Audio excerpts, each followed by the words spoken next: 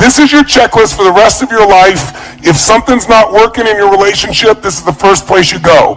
5 disciplines of love and 3 of passion.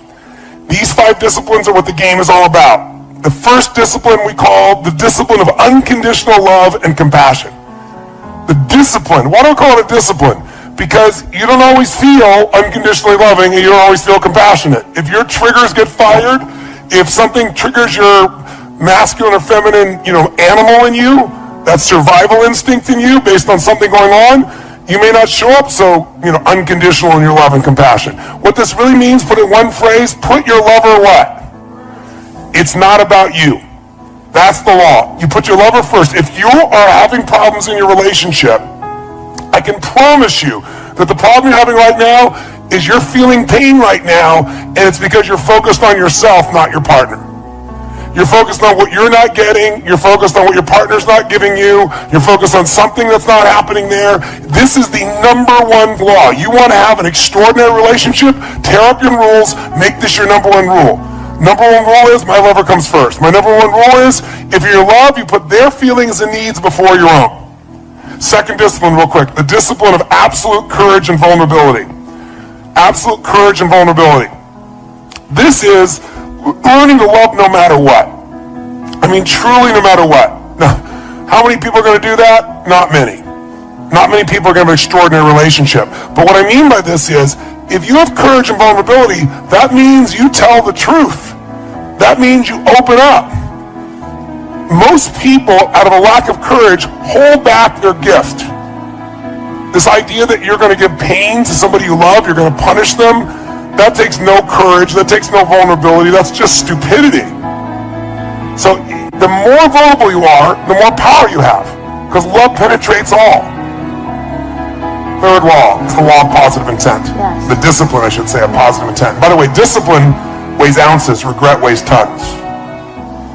Discipline weighs ounces, regret weighs tons. You don't follow these disciplines, you're going to have regret.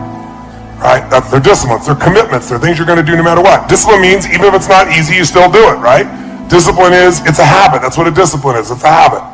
It's the discipline of positive intent. You know the deeper truth that this is a no-blame game.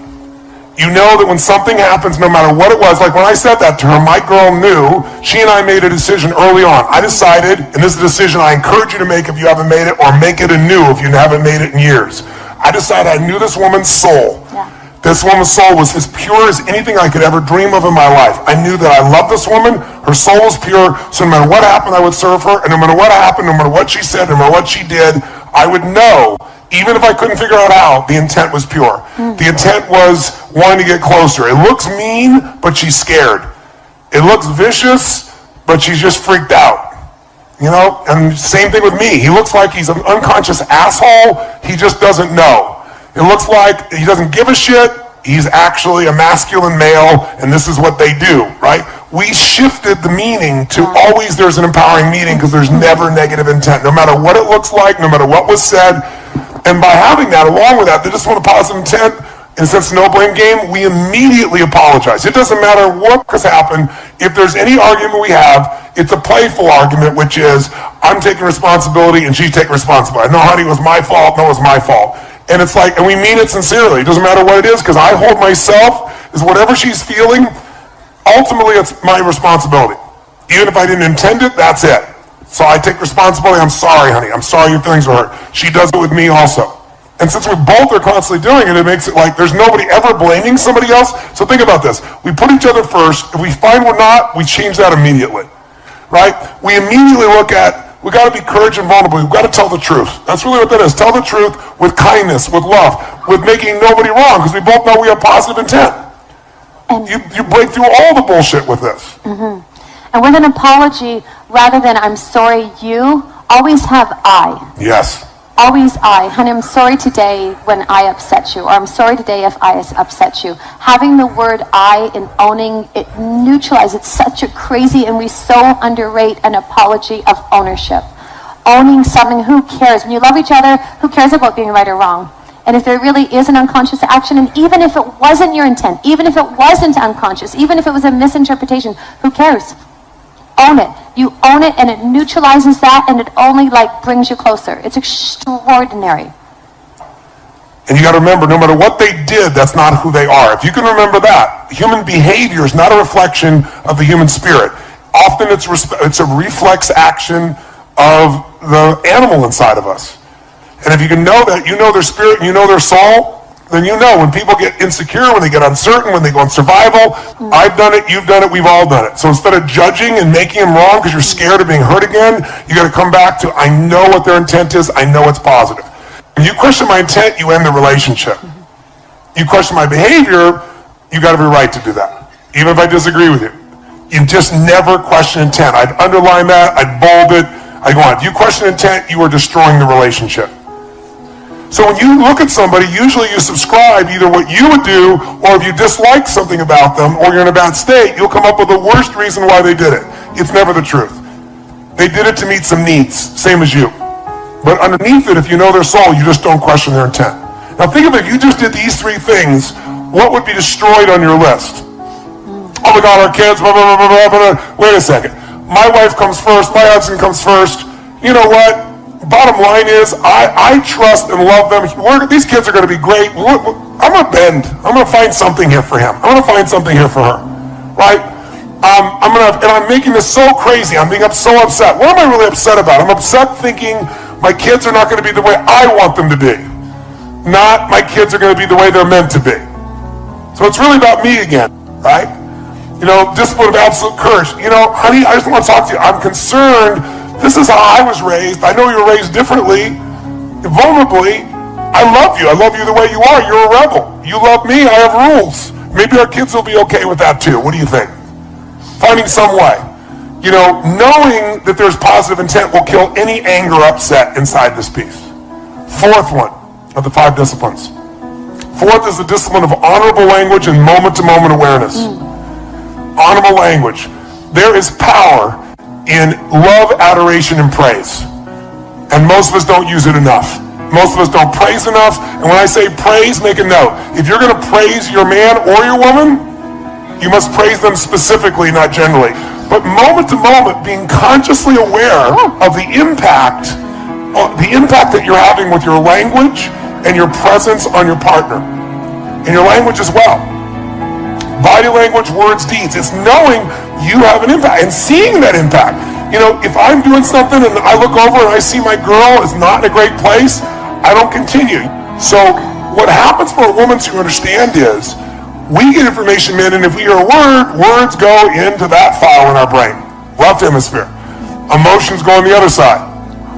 But when you say a word to a woman, it hits both hemispheres. It's like if I asked you, where were you on, you know, the 11th of August in 2001?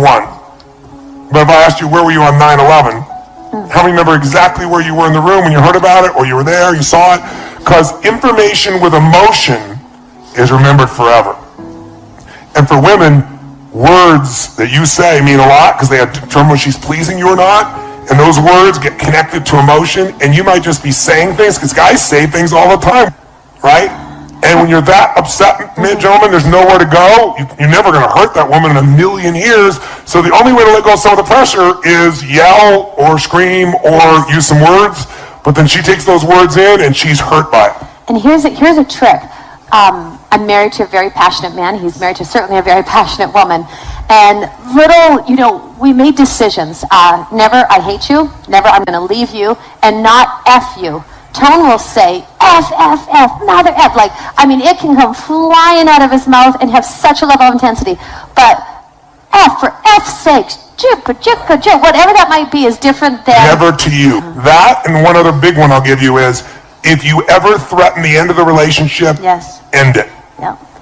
Because if you ever threaten it, when people go to put their button on the button, you know, just to threaten it because they're so frustrated, the moment you do that, somewhere in the psyche of your partner, they think, oh my God, they could leave me, and I gotta have to do this first. And so they put their finger on the button, and all it takes is enough times of doing that, enough years of doing that, and one day somebody will push the button. If you are committed to the relationship you're in, ban for life. Yes.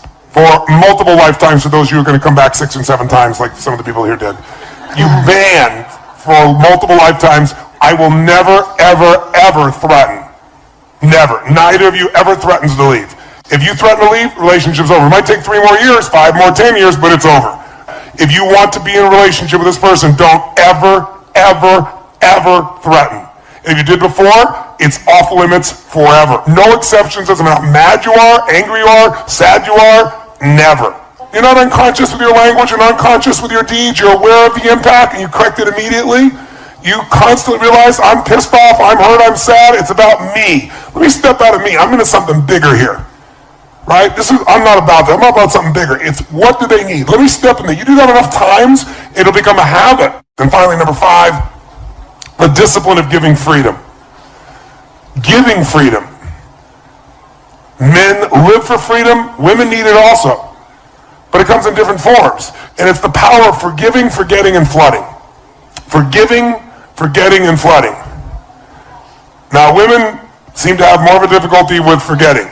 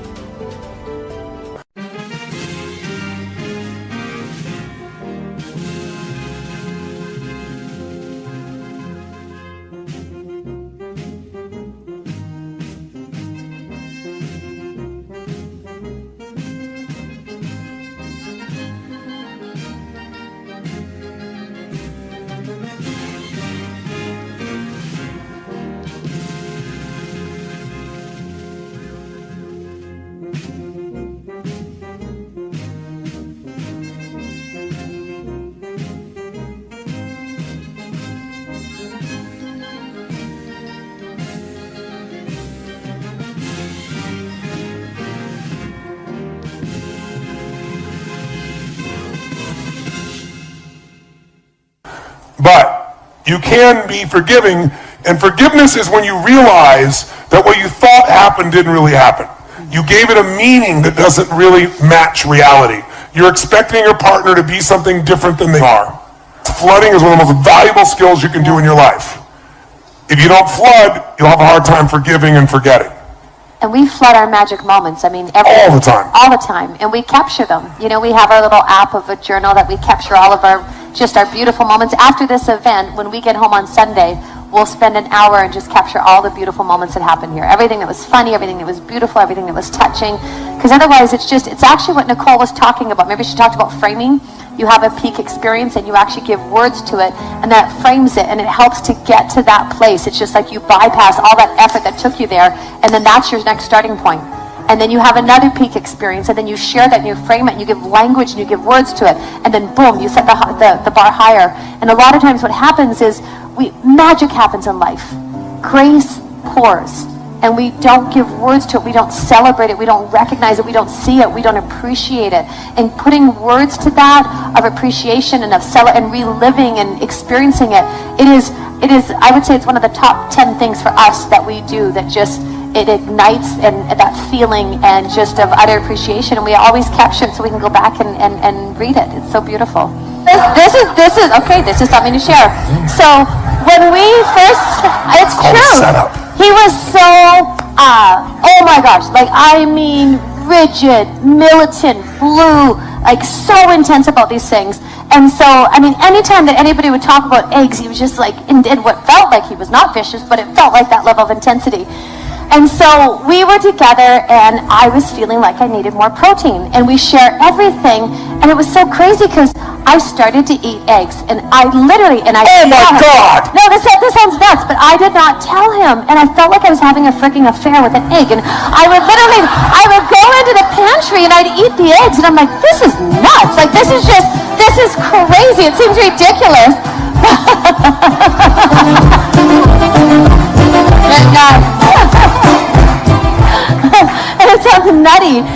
what was like, and I put so much energy into hiding my egg eating, and then it got to the day where I was like, this is outrageous. This is just out of hand, and I sat him down. So she finally came out. Finally told him. She shared me the affair she'd been having with us. And I was crestfallen. It's crazy. I still hate him. He does. Still hate him. Like, He does. And I still eat them. I love breakfast. I love my eggs, and I love my breakfast. I love her. Yes, So I love an egg eater. Now you know the truth. Yeah. So we disagree completely, but we love each other. So that's how you balance it out. You get it? You get it? You put love first. You love more than your rules. And it makes you a better human being because it opens you up, because lots of things we're making life and death that really aren't. They really, really aren't.